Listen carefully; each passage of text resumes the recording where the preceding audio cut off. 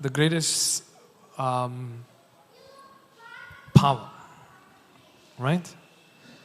What is the most powerful thing is the power of choice.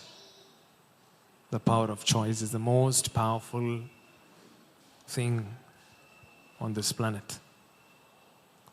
My goodness. Most powerful thing. You all know about that story. Little boy, teacher said, stand up. Said no. Then the teacher forced him to stand. And he stood and he told the guy next to him and said, but I'm sitting inside. Right?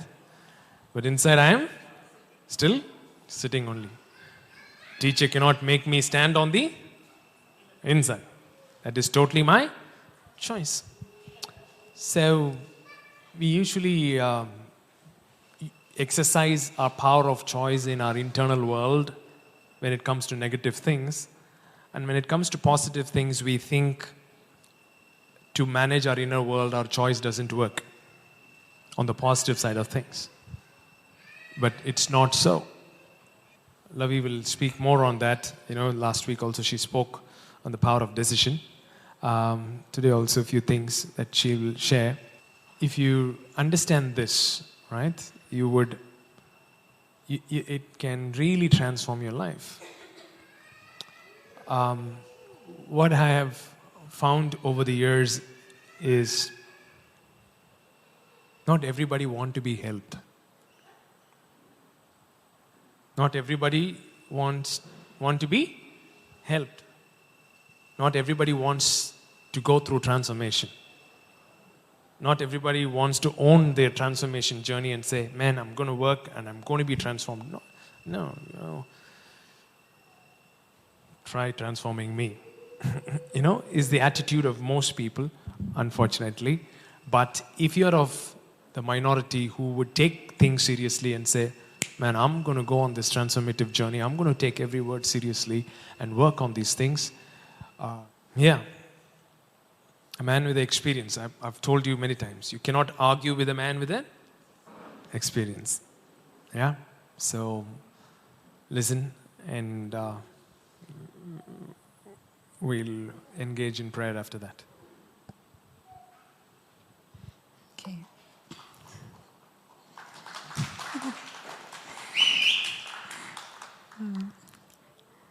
Whatever we were speaking for the last 2 weeks, I hope it's making sense.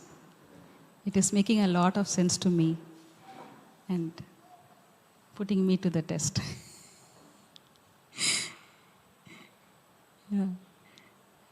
I get opportunities to apply what I preach, to apply what I share, and to go through it with, okay, I have to do this thing. But I want to tell you that I have lost so many times. The number of times I lost are more than the number of times I won. And I'm still on it. The number of times I lost and let my ego rule. The number of times I let myself rule and lost the plot according to the purposes of God are many. I want us to look at our own lives. So look at your own life. Take a look at your own life. And I want you to think, have there been times where I might have lost the purposes of God because of the decisions I made, because of the things I said or did?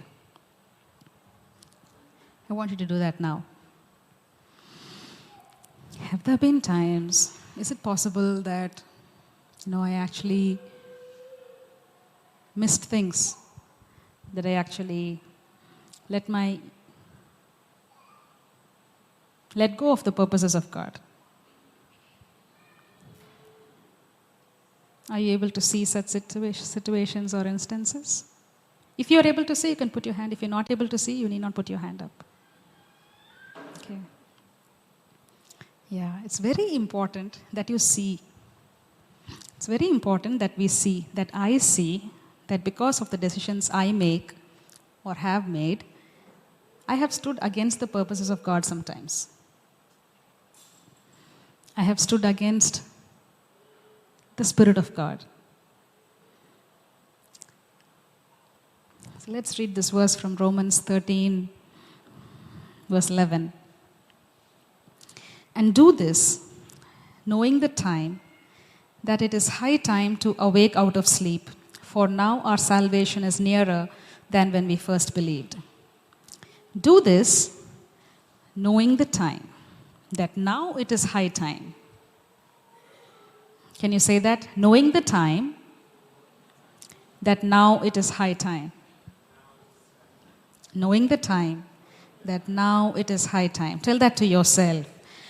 Knowing the time, that now it is high time. When you're saying that, what are you feeling? What are you feeling when you're saying that and saying that to your own self? What are you feeling? Think, take time to think. Knowing the time, that now it is high time to awake out of sleep. High time? For what? To awake out of sleep.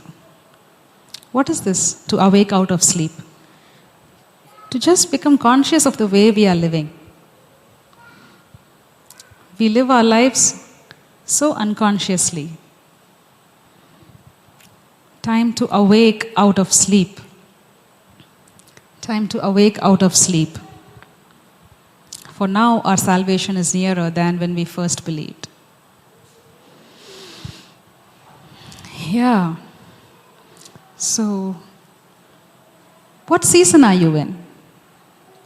What season do you think you are in? Ask yourself, what season am I in? What season am I in? Are you having any answers? What season are you in? Are you feeling a shift? Are you seeing a shift? Is the Father calling you, come up higher? Can you hear the Father say, come up higher? If you haven't heard it, you just have to start to listen. You just have to start to pay attention. The Father is always willing and ready and wanting to talk to us. What are the things that stand against the purposes of God in your life? What do you think are the things that stand against the purposes of God in your life? Offense, okay? That's a very important one, yeah? What else? Ego, yes, ego. What else? Fear,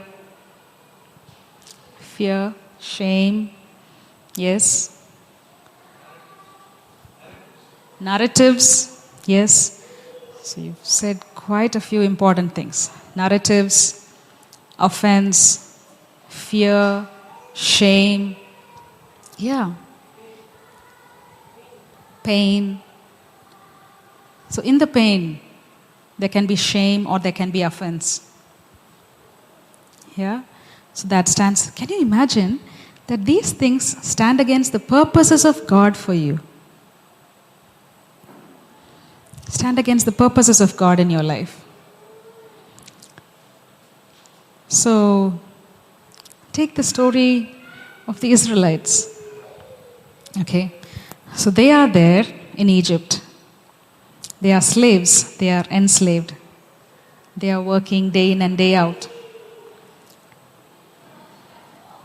In addition to that, they have pots of garlic, onion, leek, and cucumber and fish.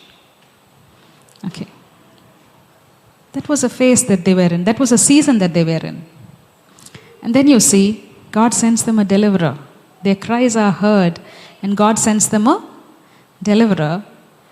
And once the deliverer is there, and they have moved out of captivity, but their mind hasn't moved out. Okay, there are a few things. What is entitlement? Okay, thinking that we are eligible. Okay, yes, entitlement, okay, thinking that we are eligible.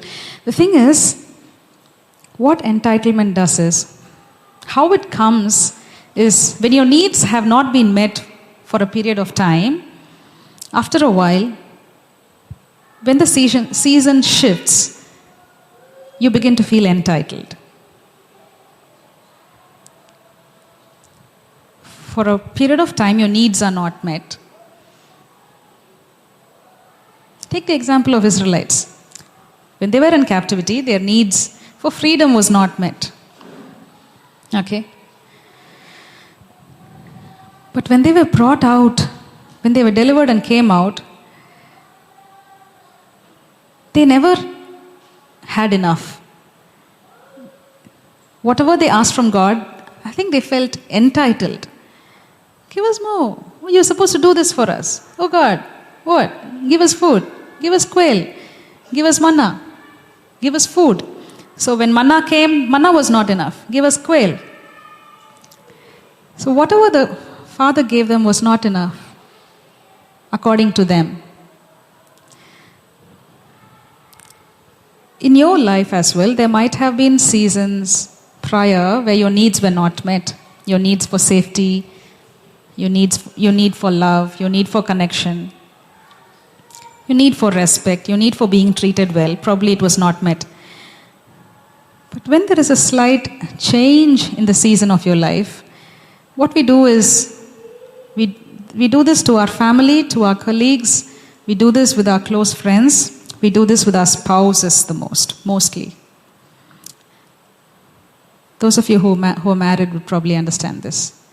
We have the spirit of entitlement with our spouses. You have to serve me. You have to get a glass of water for me. You have to. When I ask for the newspaper, you have to take it for me. Or you have to speak with a soft tone to me. You don't get to shout at me. It is a subtle spirit of entitlement. On the outside, it doesn't look like entitlement. I just asked to bring water and I said, just bring it.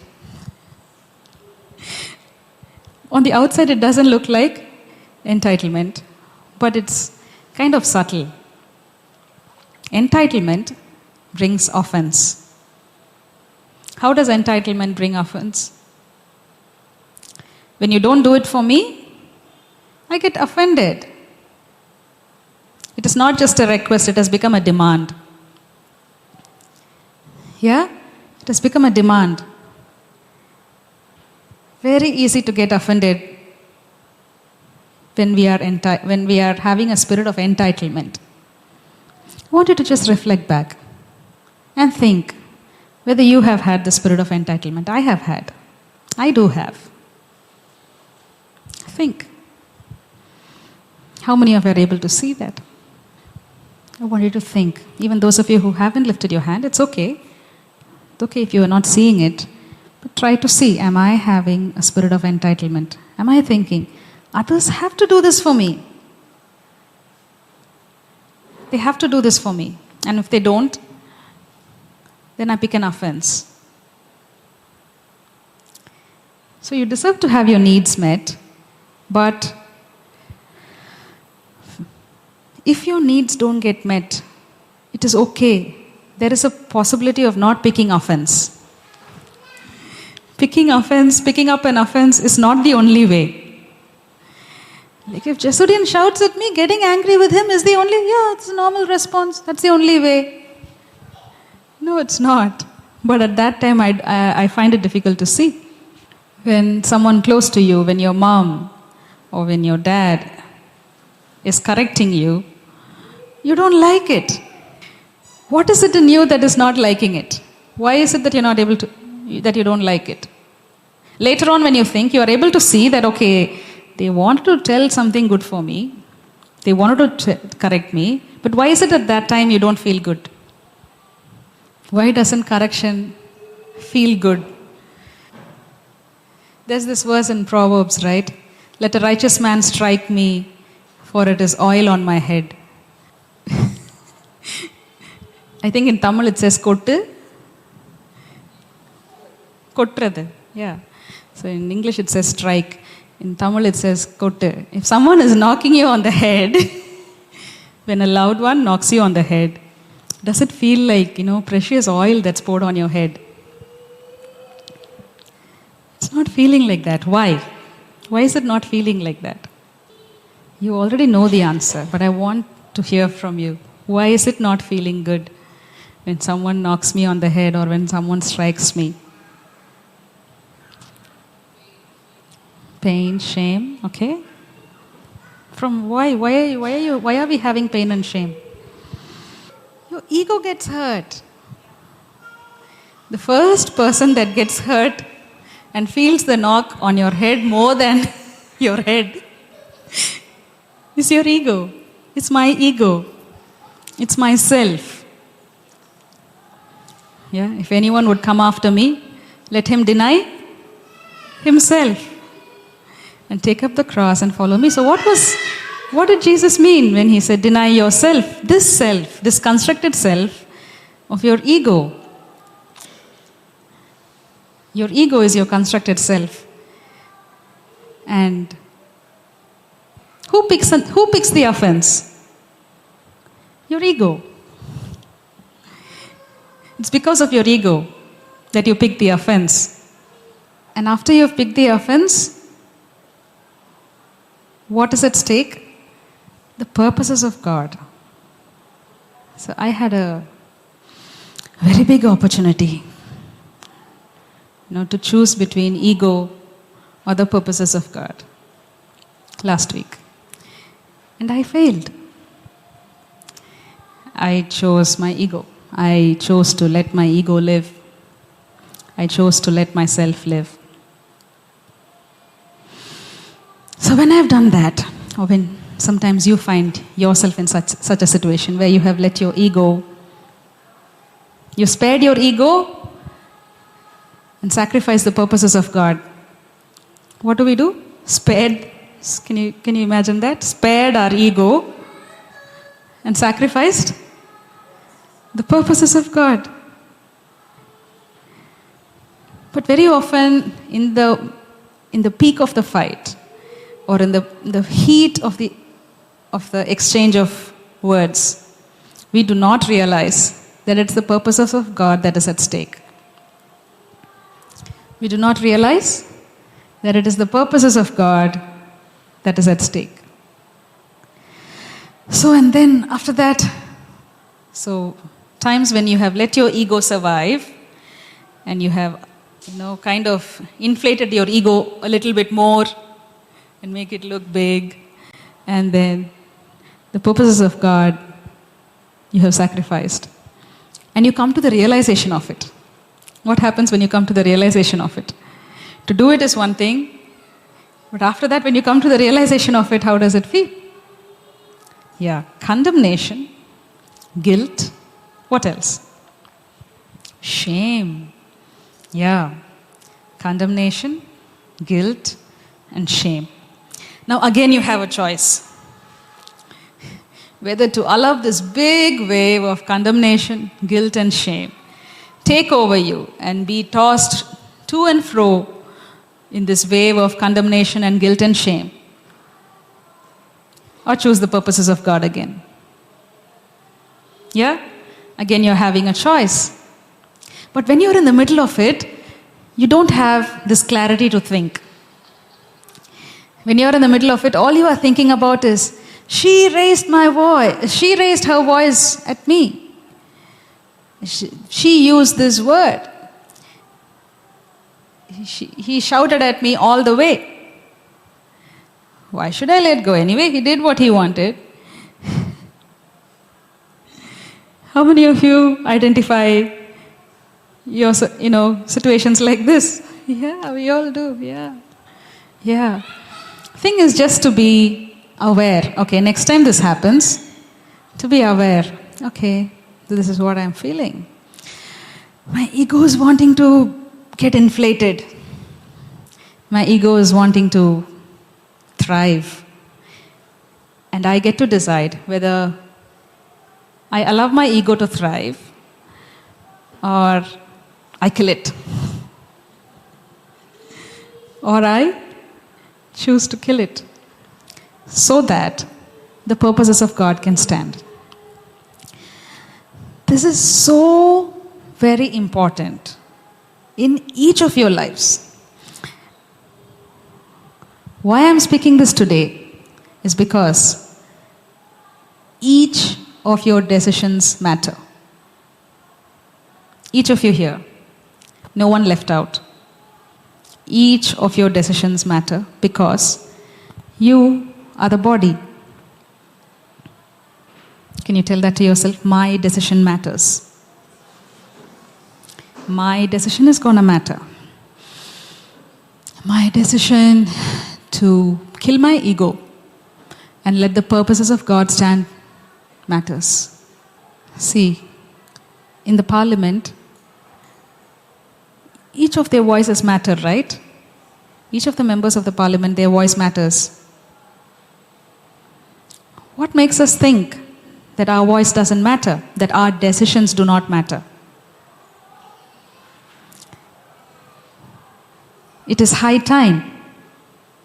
Now is the time to realize that your decisions matter. Take that time, close your eyes, and I want you to feel and know that your decisions matter. Ask the Holy Spirit. Holy Spirit, close your eyes. You all can close your eyes. Put your hand on your heart. Say, Lord, help me realize that my decisions matter. Help me realize that my decisions matter. Help me let go of my ego. Help me let go of my ego. Help me. I want to choose your purposes. I want to choose your purposes. I want your purposes in my life to stand. I want to see what is at stake. I want to see what is at stake.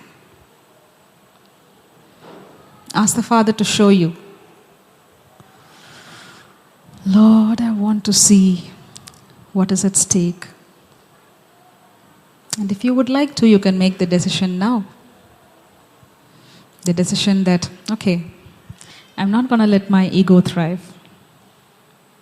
I'm going to let go of my ego. And I say yes to the purposes of God in my life. As a community, we say yes to the purposes of God in our life.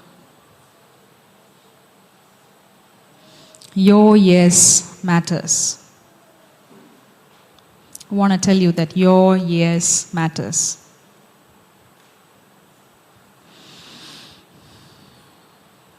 No, that voice in your head which says, no, my yes doesn't matter. No. That's not the voice of truth. The voice of truth says, your yes matters. My yes matters. And so I will stand by it. I will listen to the voice of truth. Amen. So when shame, guilt, and condemnation kicks in, what do you think you should do? Have you found yourself in shame, guilt, and condemnation? Yeah? So at that time, what are you supposed to do? Yes, that's right. Every emotion is an invitation from the Father to have a conversation with Him. So are you feeling shame? The Father is inviting you to have a conversation with Him. Is the voice of condemnation loud? Is it loud in your head? The Father is calling you for a conversation. Is shame? How do you think you experience shame? Can you tell me a few things that you do normally when you experience shame? Some of us eat a lot.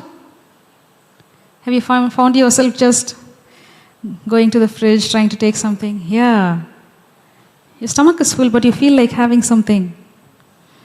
What else do you feel when shame is? Some of us sleep. Just go and lie down on the bed and sleep. Some of us sleep. What else? Some shop. Yes. WhatsApp, YouTube, Instagram. You constantly have this compulsion to do that with your finger and scroll through. Yeah? You don't like what you see in WhatsApp. You don't enjoy it. You don't enjoy what you're seeing in Instagram. But so actually, because of the pain, your mind is trying to distract yourself from the pain. So next time you find yourself doing that, you just have to know it's high time to wake up to consciousness of, okay, what am I feeling? Why am I feeling this? What else do we do? Okay, we said some shop, sleep, eat. What else? Use gadgets. What else? Some of us read. Yeah? Some of us read a lot. Reading is a good habit. Yeah, I'm not saying reading is a bad habit. Reading is a good habit, but when you're doing it to distract yourself from pain and shame, it's not good. So these are all coping mechanisms. Yeah? So in a particular season and time, probably you didn't know better. Yeah? When you were little or many years ago, you didn't know all of this. So those were your coping mechanisms. Okay? But now you know better. Tell yourself, now you know better. Now I know better. Yeah? So coping mechanisms of one season cannot be shifted to the next season. Coping mechanisms of one season cannot be shifted to the next season. Now say for example, okay, I was very afraid of people. Okay? In my hostel. Okay, I was in the hostel and I was very afraid of people and I would keep away from people. I wouldn't talk much. I would keep to myself. Because I was afraid of people, because I didn't feel secure. Okay, so that was a coping mechanism for a particular season. I cannot bring that coping mechanism and continue to live with the same now. Yeah, I cannot continue to live with that same mechanism, same coping mechanisms. Maybe you lived in a very violent situation where there was so much of violence, people around you shouting, constantly yelling at each other, shouting at each other, fighting, and things like that. Maybe in your previous season you saw that. And so maybe you distracted yourself. Maybe whenever that used to happen, you used to take a book and go into your room. What is it? It is a coping mechanism. But now again, constantly, if you are just reading books to numb your pain, then it's not okay. It's not okay. The Israelites had their years of captivity in their mind, though they came out of the land of captivity. The Israelites had come out of the land of captivity, but all that was in their mind was rationed portions of cucumbers, onions, garlic, and leek. So I want you to tell yourself, ask yourself, what are the coping mechanisms from my past that I am carrying into this season, which is not allowing me to progress? What are the coping mechanisms? It could be with the way you relate to people. It could be, it's mostly with the way you relate to people. When we talk about way you relate, you also pick up and lay strong foundations about how to relate with people. It also affects, sometimes, it affects how you behave with people of the opposite sex. Okay, in the past, you saw a lot of violence being committed by a particular gender. There could have been boys who saw a lot of violence among the ladies in their house. There could be women who saw a lot of violence among the men in their house. So then what do you think? Oh, men are like this. Ladies are like this. Do you remember, have you had these thoughts? Oh, all men are like this. Oh, ladies are like this. Yeah. So we begin to believe that. But you are not in that season anymore. God has moved you to freedom, and you are not in a land of captivity anymore. So your beliefs have to change. Your coping mechanisms have to change. The way you relate with people has to change. The way I relate with people has to change. What I believe about people has to change. What I believe about people of the opposite sex has to change. How I, as a woman, relate with men has to change.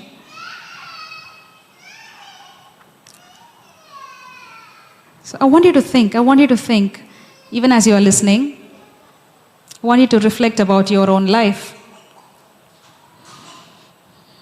What are the things that I need to change? Some of us are so afraid to talk.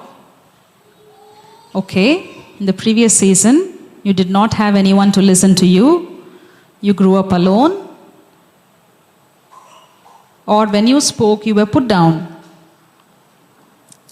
But the season has changed. The season has changed. So in that season, you kept yourself aloof, you numbed yourself. What do we say? We tell this to ourselves. We tell, you hurt me. I trusted you and you hurt me. I'm not going to allow you to hurt me again. How do we do that? By numbing ourselves. So when we numb ourselves not just to pain, we also numb ourselves to joy.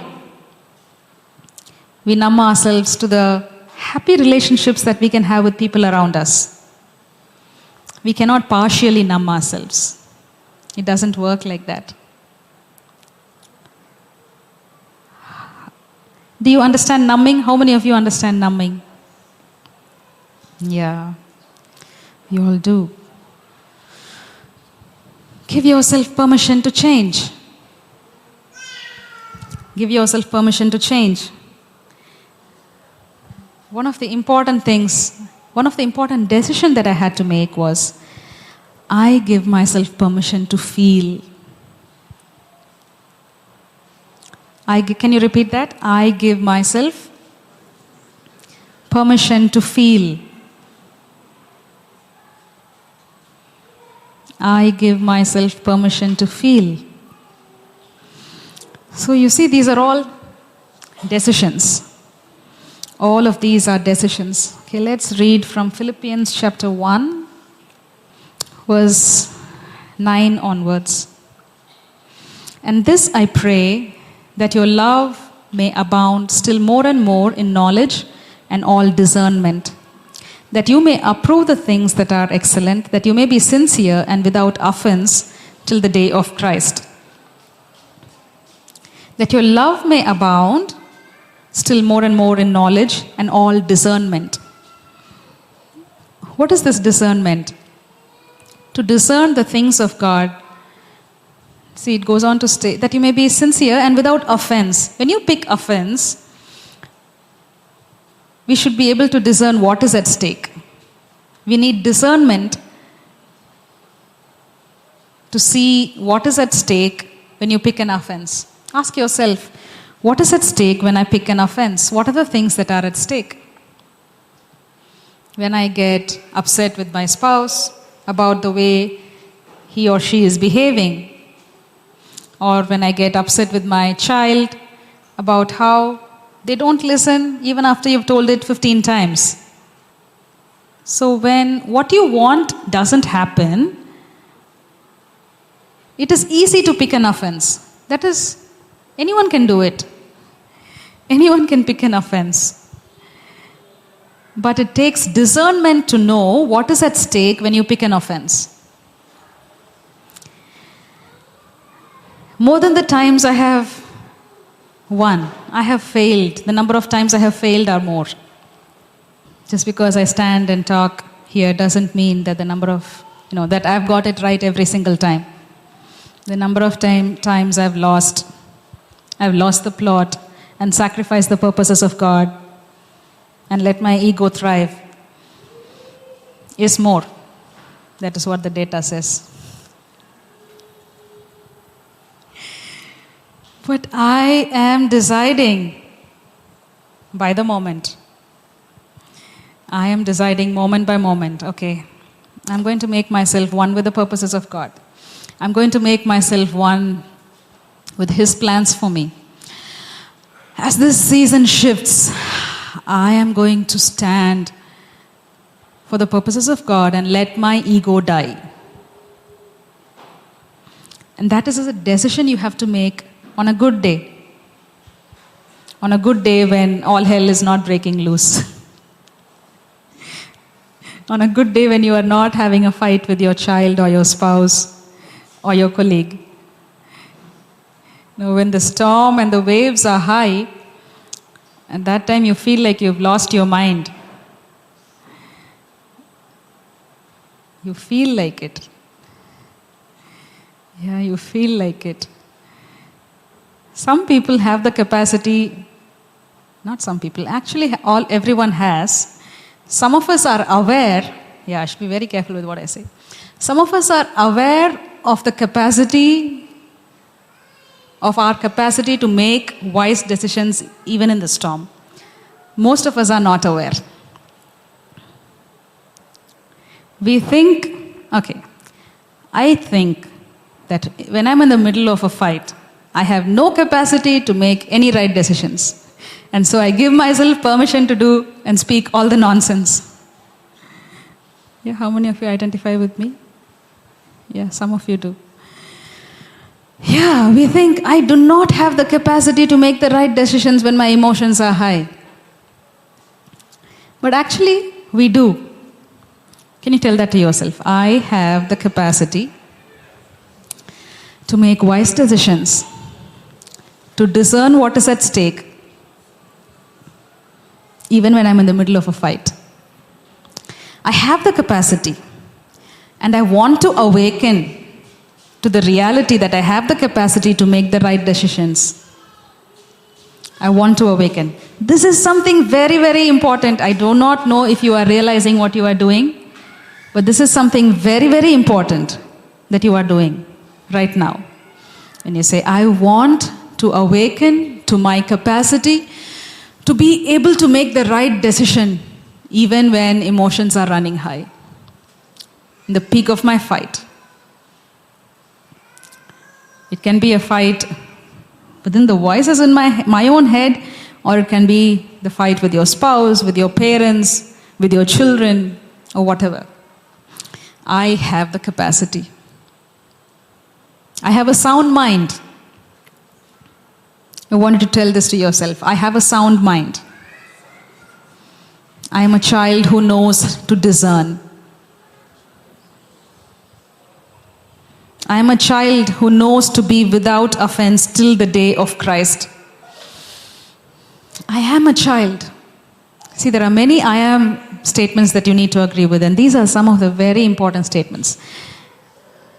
I want you to be praying as you are listening, and I want you to make these decisions now. I am a child. I am a woman who knows to be without offense. I am a woman who knows to discern. Tell this to yourself. Tell this to yourself. Tell it out aloud. If you need to tell it, if you need to shout it to yourself, shout it. Tell it. You must be able to hear your own voice. I am a woman who knows to discern. I am a wise woman. I am a wise man. Tell it like you mean it. I am a wise man who knows to discern, who knows to stay without offense. I am one who knows to discern the time. Who knows to discern the time. Yes, yes. Yes.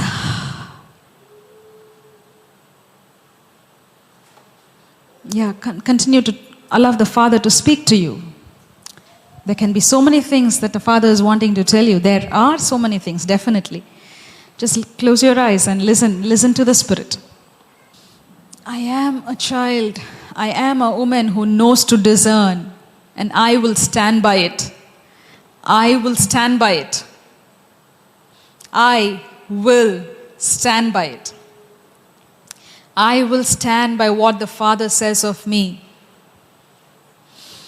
I will stand. I will stand. You are very important. Your yes matters. Your decisions matter. Your decisions matter to generations. Your decisions matter to generations. Your decisions matter. Generations will arise and be grateful for the decisions you make. Generations will arise and be grateful for these decisions that you are making. Yes, very often we fail to see the impact of our decisions. The impact of our decisions that we make minute by minute. If some of the decisions have had a negative impact, your yes to the purposes of God will definitely have a great impact. Will definitely have a great impact. Yes. Amen. Amen. When you're hearing this thing, what is your first response within? And I'm saying, hey, you can make a choice to choose what feeling you have to feel in any given point. When I'm saying that, what is the first thing that's coming within you? How many of you are like, that can't be true? How many of you thinking that can't be true? Come on, that can't be true. This is that can't be true. This is not possible. This doesn't make sense. Any of this category? Can I see your hand? Okay. And how many of you are like, this guy is saying, I am responsible for everything. How many of you hearing that? When this guy is saying, oh, what they did doesn't matter. I'm only responsible. How many of you hearing that? Okay. All right. So these are the arguments. These are the strongholds that has been built within you that has kept you in a life where you are stuck right now. Because you agreeing to this one point has the capacity to transform your life forever. This one point. Oh, I am responsible for what I'm feeling. I'm not responsible for their actions. I am not responsible for their words. But I am responsible for my feelings. I'm repeating again and again.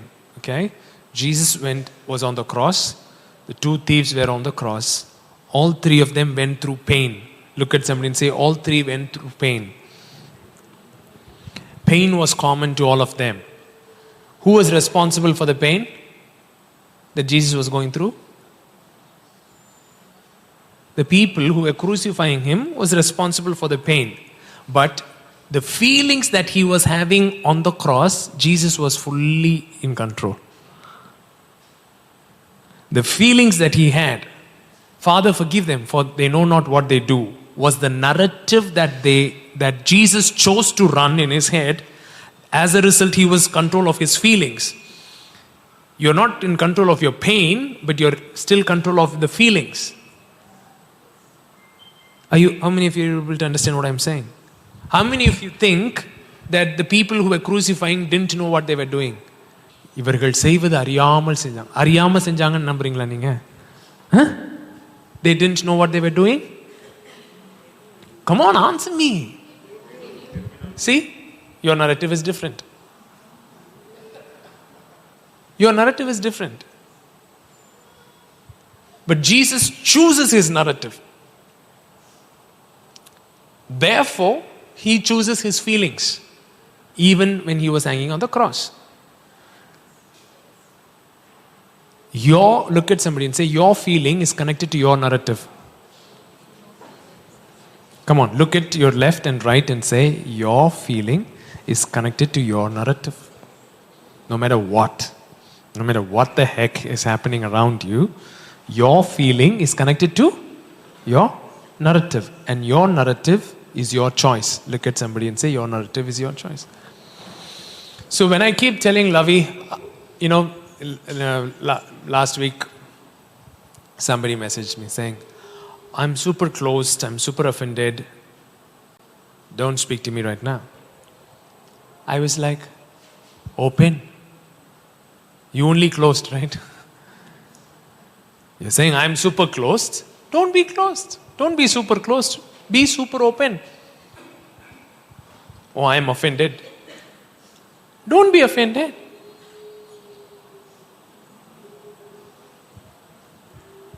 How can that be? This powerless narrative is what is making us victims all through our life. Do it like this. Say, give me love. Come on, everyone. Give me love. Give me care. Give me affection. Turn and look at someone and say, keep doing this. Give me love. Give me care. This is what you're doing, right? Give me appreciation. So when all of us are doing this thing, how does the marriage work? How does the family work? How does the community work? Right? Do like this.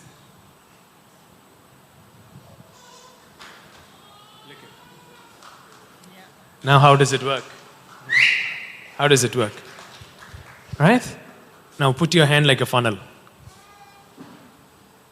I receive from there and I give. I receive love and I give love. I receive compassion, I give compassion. I receive appreciation, I give appreciation. Freely I receive, freely I give. Freely I receive forgiveness, freely I give forgiveness. For you to freely receive forgiveness, freely receive love, who paid the price? Jesus paid the price. So when you come and say, if I have to forgive you, you also should pay the price. You are looking at the price that Jesus paid and say, not enough. Who paid the price for you to freely forgive? Not just for your forgiveness. For you to freely forgive someone, that price is also paid by Jesus. Are you understanding what I'm saying? There is a cost, right, in you freely forgiving someone. That cost is what Jesus paid. So when you look at the cross, you receive that power to freely do. See, Vadivelu takes a decision that he won't drink. Right? You saw that comedy? I mean, if you've seen that thing, he's like, I'm not going to drink. And he goes out. And every fellow reminds him about liquor with some words or the other. Kallu sir, kallu. Yenda enna sodikringa.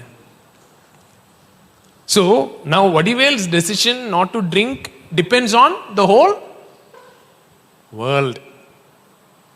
No one talking anything related to alcohol, then only he can stick to his decision. Look at some, say, you are born again, what is the difference between you and Vadivel?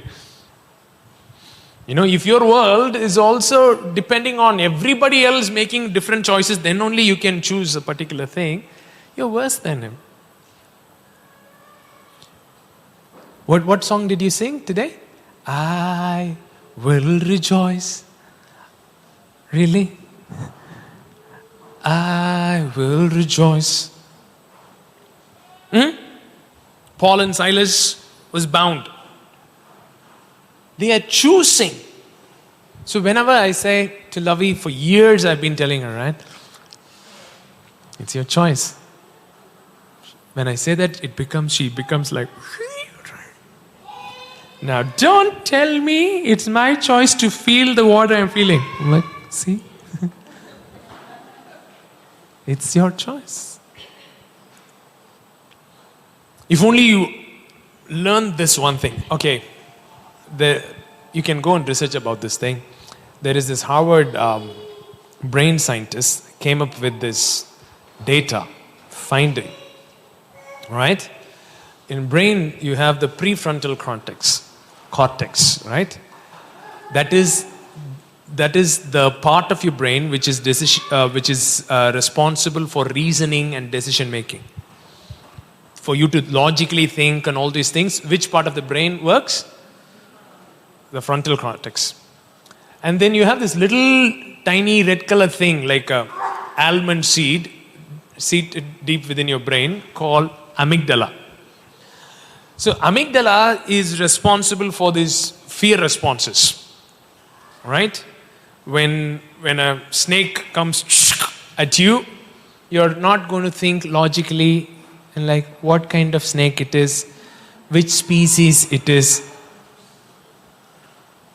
How are you going to run? You're going to be, if it comes here, you'll be on the top of the speaker. Right? How you climbed up to the first floor, you won't know. Somehow you would have climbed up. That is the response of amygdala, where it bypasses the prefrontal cortex and hijacks your brain and takes some decisions. That is called fear responses. When bear attacks you, when snake comes, these things help you. But when you use it for your spouse, when amygdala gets triggered not by snake and bear, but by your spouse or people around you, then your life is not in your hands anymore. You're constantly hijacked. You're in an unconscious state. You don't even know what you're saying, what you're doing. Are you getting what I'm saying? So what that scientist says is, for any intense emotion, no matter how intense it is, it just takes 90 seconds for you to process any intense emotion, it seems. Just 90 seconds for you to acknowledge, oh, man, I'm so angry. Why am I feeling so angry? Oh, this is why this need of mine is not being met. That's why I'm feeling so angry. For you to biologically process, your brain takes only 90 seconds to process any intense emotion. Then he says, after 90 seconds, every minute that you're feeling that emotion is purely by choice. You're dragging it. You're dragging it. After 90 seconds, for the whatever period time you're experiencing that emotion, it is purely by choice. Some of you are dragging your emotion for 25 years. You should be given Guinness record. Like, what takes 90 seconds, this person has taken 25 years successfully. Forget about it. Let's keep that guy, studied in some Indian college and he's lying. Okay, 90-second rule is not the truth. Let's take it half an hour. Half an hour it takes for you to process an emotion. Let's keep it like that. Let's not go by that guy's data. Half an hour. 30 minutes. You having the Spirit, you having the Word, you have the Father, you have the Jesus, you have the blood, you have the glory, you have the Word. Oh, you have this, you have that, you have the angels, you have everything. 30 minutes you cannot process an emotion?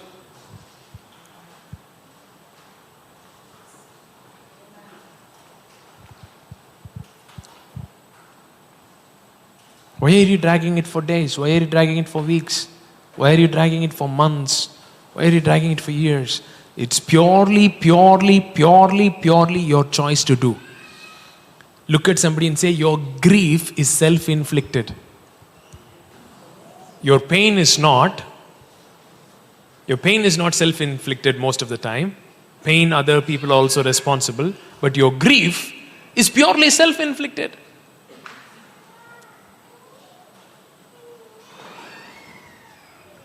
Already that person caused you pain. Why are you giving that person so much power over you to cause grief as well. Come on, take some object, something in your hand, right? A pen or kerchief, something. Drop it. Drop it. Okay? Pick it up. Dealing with offense is this simple. பொய் சொல்றான். This can't be true. Dealing with offense is this simple. Yeah. You can be without offense till the day of Christ, it seems. Aha. You read it, right? Come on, read it out loud. Be without Philippians 1:10. Come on, read it out loud.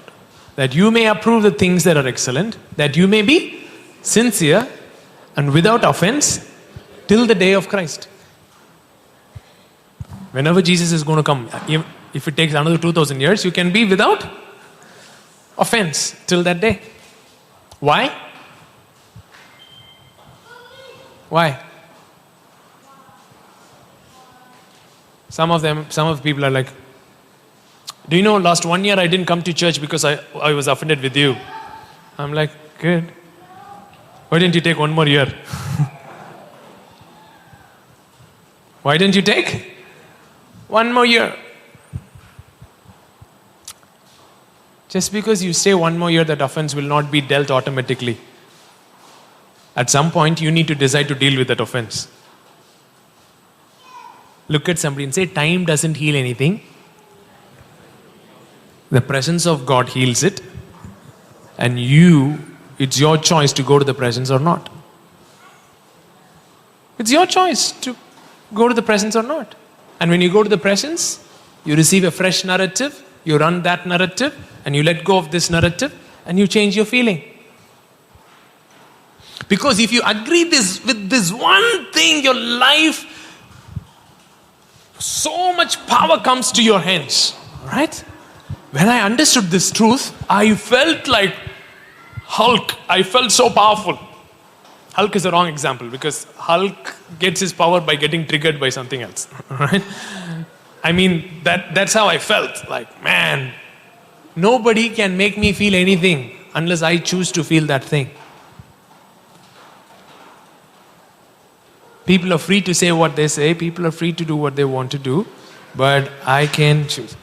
The only place I struggle with this thing of me choosing my feeling is when I deal with my mom. That's the only place where my amygdala takes over. And I'm going like, oh!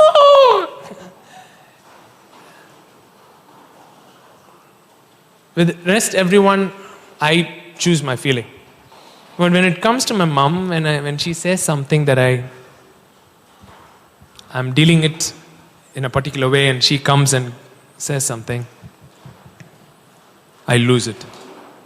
So, I was telling Lavi, I need to sort this thing. Something is going on within me. I don't know what's happening. I need to figure out some narrative, deep narratives I'm running. Whenever it comes to mom, she says something, I'm like, oh. So, she is still responsible for the illogical things that she says, right? But I am still responsible for the feelings that I'm having at that point. She is free to say, because that is very logical to her. In her narrative, it's very logical. She is free to say those things. But what I am feeling, I'm only responsible. The moment I make her responsible for my feeling, then I am not powerful. Gospel has made you powerful. Look at somebody and say, gospel has made you powerful. Gospel has given you power. Shake somebody and say, gospel has given you power. Power is not in the capacity to control someone to make them do what you want them to do. That is not power. That is powerlessness. Say, keep your hand like this, both your hands, and say, powerful people control themselves. Now touch someone and say, powerless people control others. Right? When you're trying to control someone else, you are being powerless. When you're being powerful, what do? You just control yourself. So when Adam sinned, when God can walk in the cool of the day and come and say, hey Adam, did you mess up? To ask in that tone of voice, that's where power is revealed. That's not where power is revealed. So parenting is when your kid messes up, you're not losing it, but having a chat and saying there are consequences for these things.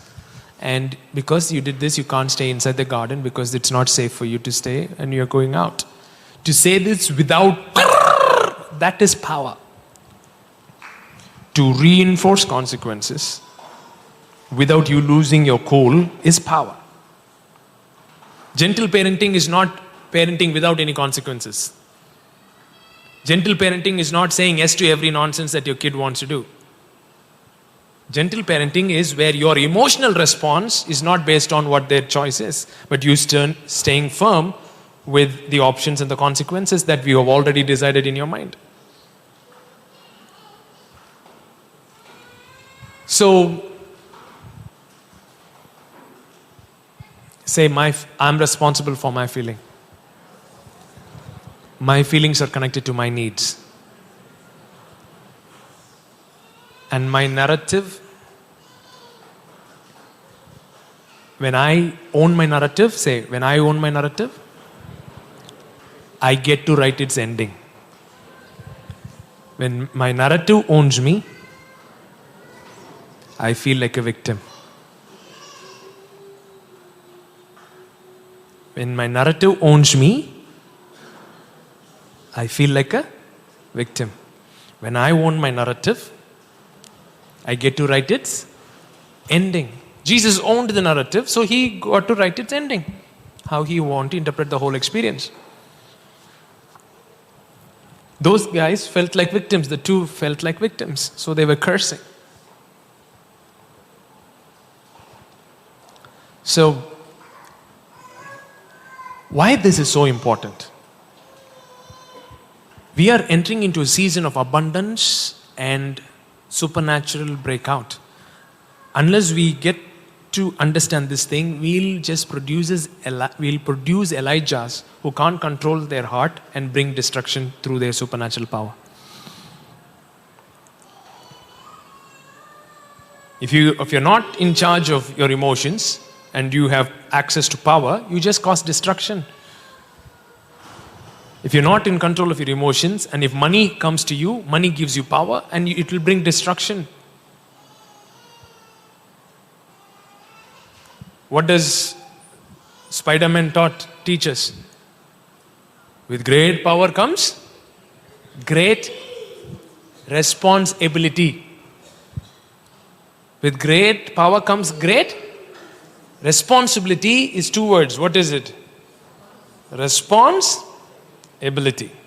Your ability to respond is your responsibility. How you're going to respond in any given circumstance, any given situation is your responsibility. Look at somebody and say, how is your responsibility? Ask them. How is your responsibility?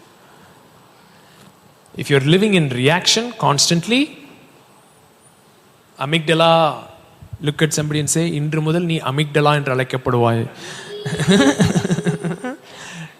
You should not be, entire being should not be controlled by amygdala constantly. No, that's why God has made the brain this big and amygdala this small.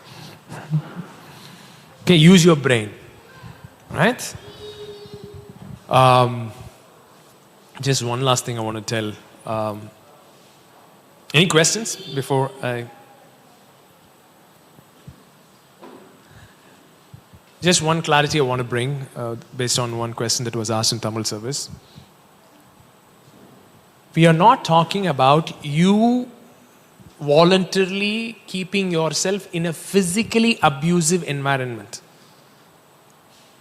We're not talking about that. When you're in a physically abusive environment, you need to draw the boundary.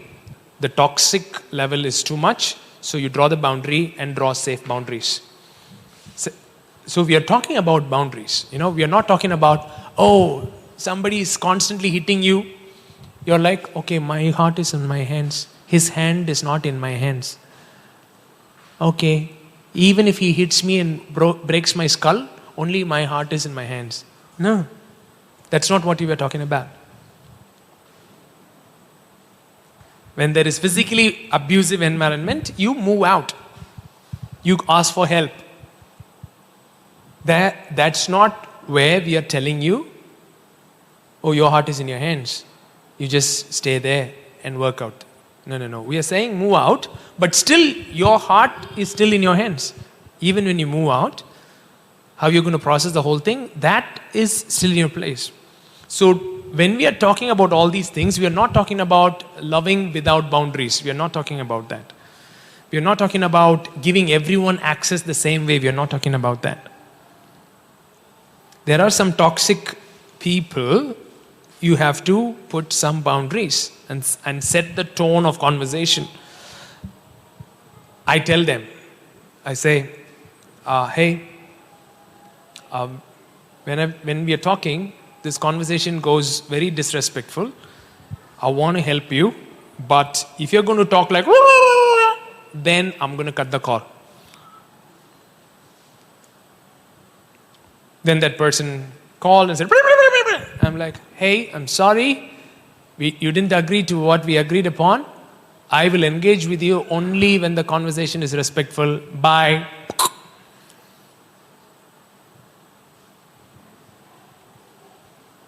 Then from different numbers, I'm getting the call. I hear that person's voice. Bye.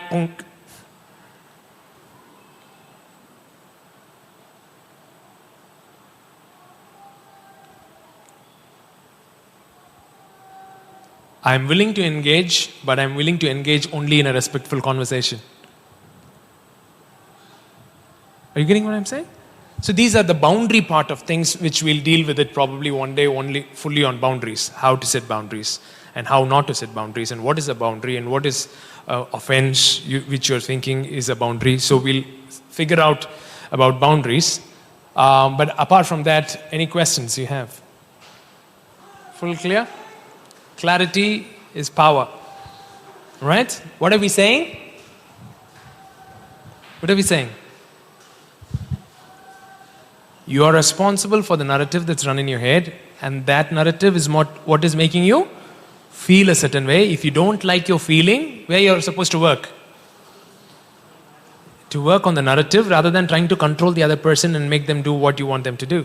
You can only request them and say, hey, if you do this, it might help our relationship better. You can only keep request, but you can't demand, you can't control people, you can't make people do what you want them to do. Even God can't do it. If God will do it, He would have brought heaven on earth 2,000 years ago. God can only tell His heart. God can only share. God can only invite to partner, co-labor. If God is dealing with us like that, who are we to think that we can control and manipulate and make them do what we want them to do? A guy came, died, shed every drop of his blood, rose again, sitting in the throne, waiting for 2,000 years. Now you are saying you don't have patience with that person. Man, God is extremely patient with us. With everything that He has done, He is still super patient for the church to wake up. If I had been God, there would have been 1,000 Noah episodes. Okay. Flush the entire world in the toilet. Or if I had been God, there would have been so many Adam dolls in the dustbin. Okay. Whichever doll goes to the tree of life, till then I put it in the dustbin. No. God made one mankind, sticking with that plan for thousands of years, trusting that his purposes would prevail, one generation would cooperate with him. That is the power of choice that God has given mankind. What if we, as we were dedicating a baby in Tamil service, I was telling this, with that we'll finish. We all have free will, but culture is more powerful than free will. Right? We all have a free will, but when you're born into a particular culture, that culture defines the parameters of how our free will operates. Are you getting what I'm saying? In Tamil culture, you don't do certain things. Yes, you have a free will, but since you're born into that culture, you exercise your free will within the parameter of that cultural constraint, and you don't even think it as an effort to do that because it is part of your culture. Am I making sense or not? What if our free will is constrained by kingdom culture and we don't even feel the effort of it to love someone because it is culturally imbibed?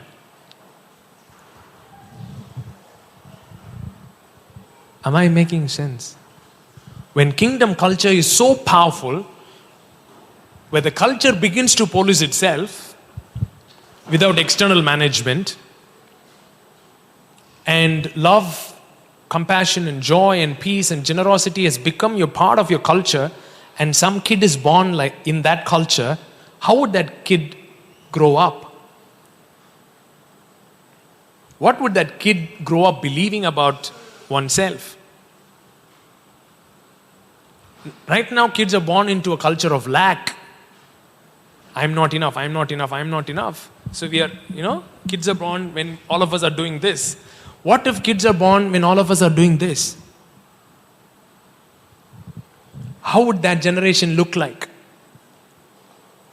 Look at somebody and say, the choices that I make, I'm not only making for myself, I'm making for generations. Amen? Amen? Overflow. Put 3 John verse 2, well-known verse, right? Beloved, I pray that you may prosper in all things and be in health, just as your soul prospers. Look at somebody and say, your soul prosperity is in your hands. And your entire prosperity is based on your soul prosperity. As your soul prospers, you will prosper in all things. But your soul prosperity is in your hands. Whatever God has to do on His end, He has absolutely equipped you to make your soul prosper at any given point. No matter what the heck is happening to you, your soul can prosper in that moment if you engage with the presence of God. And when your soul prospers, you shall prosper in all things. Put it in Amplified. Let's all stand. Yeah, stand and read the verse and serve the communion, please. Beloved, I pray that you may prosper in every way and that your body may keep well, even as your soul keeps well. So your body health is directly connected to your soul health. And your soul health is a matter of your choice. It's a matter of your choice.